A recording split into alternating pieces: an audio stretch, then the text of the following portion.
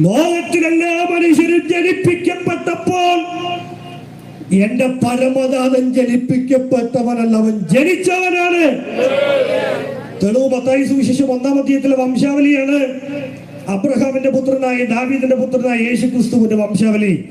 Abraham ഇസഹാക്കിനെ ജനിപ്പിച്ചു, ഇസഹാക്ക് യാക്കോബിനെ ജനിപ്പിച്ചു, യാക്കോബ് യഹൂദായും അവന്റെ സഹോദരന്മാരെ ജനിപ്പിച്ചു, യഹൂദ താമാറിൽ പാരസിനെ ജനിപ്പിച്ചു, പാരസ് ഹെസ്രോനെ ജനിപ്പിച്ചു, ഹെസ്രോൻ ആരാമിനെ ജനിപ്പിച്ചു, ആരാം അമ്മീനാദാബിനെ ജനിപ്പിച്ചു, അമ്മീനാദാബ് നഹ്ശോനെ ജനിപ്പിച്ചു, നഹ്ശോൻ ഷൽമോനെ ജനിപ്പിച്ചു, ഷൽമോൻ രാഹാബിൽ ബോവസിനെ, പദം ശ്രദ്ധിച്ചോളം, ജനിപ്പിച്ചു എന്നാണ്. ബോവസിനെ ജനിപ്പിച്ചു, ബോവസ് രൂത്തിൽ ഓബേദിനെ ജനിപ്പിച്ചു, ഓബേദ് ഇശായി ജനിപ്പിച്ചു, ഇശായി ദാവീദിനെ ജനിപ്പിച്ചു, ദാവീദ് ഊരിയാവിന്റെ ഭാര്യയായിരുന്നപ്പോൾ ശലോമോനെ ജനിപ്പിച്ചു, ശലോമോൻ രഹബിയാവിനെ ജനിപ്പിച്ചു, രഹബിയാം അബിയാവെ ജനിപ്പിച്ചു, അബിയാവ് ആസായെ ജനിപ്പിച്ചു, ആസ യോശഫാത്തിനെ ജനിപ്പിച്ചു, യോശഫാത്ത് യോരാമിനെ ജനിപ്പിച്ചു, യോരാം ഉസിയാവെ ജനിപ്പിച്ചു, ഉസിയാവ് യോദാമിനെ ജനിപ്പിച്ചു, യോദാം ആഹാസിനെ ജനിപ്പിച്ചു, ആഹാസ് ഹിസ്കിയാവെ ജനിപ്പിച്ചു, ഹിസ്കിയാവ് മനശ്ശെ ജനിപ്പിച്ചു, മനശ്ശെ ആമോസിനെ ജനിപ്പിച്ചു, ആമോസ് യോശിയാവെ ജനിപ്പിച്ചു, യോശിയാവ് യെക്യോനാവിനെ അവന്റെ സഹോദരന്മാരെയും ബാബേൽ പ്രവാസകാലം ജനിപ്പിച്ചു. പാരഗ്രാഫ് നിർത്തുകയാണ്. അടുത്ത പാരഗ്രാഫ്.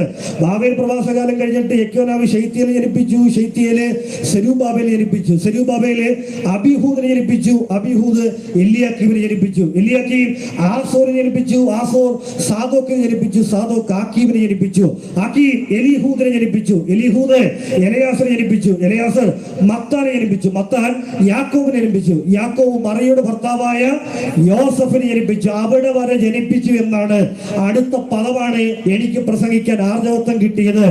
അവളിൽ നിന്ന് ക്രിസ്തു എന്ന് പേരുള്ള യേശുവിനെ ജനിപ്പിച്ചു എന്നല്ല, യേശു ജനിച്ചു.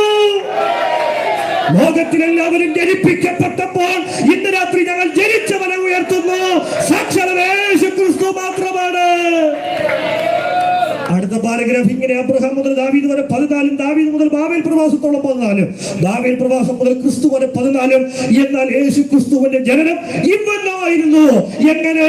പരിശുദ്ധ ഭവനാൽ ഉത്ഭവിക്കപ്പെട്ട് ഒരു വിശുദ്ധ പ്രജ. ഇന്ന് രാത്രി ഞങ്ങൾക്ക് അഭിമാനമുണ്ട്.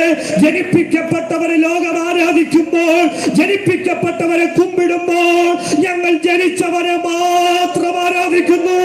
ഇന്ന് രാത്രി നിങ്ങൾക്കും സ്വാഗതം ചെയ്യുന്നു. ജനിപ്പിക്കപ്പെട്ടവരെയല്ല, ജനിച്ചവരെ ആരാധിക്കാൻ നിങ്ങളെ ഈ ശബ്ദ സംവിധാനത്തിൽ ഞങ്ങൾ പാടി വിളിക്കുകയാണ് ഒരു സുവിശേഷകൻ എന്ന നിലയിൽ. പോട്ടെ.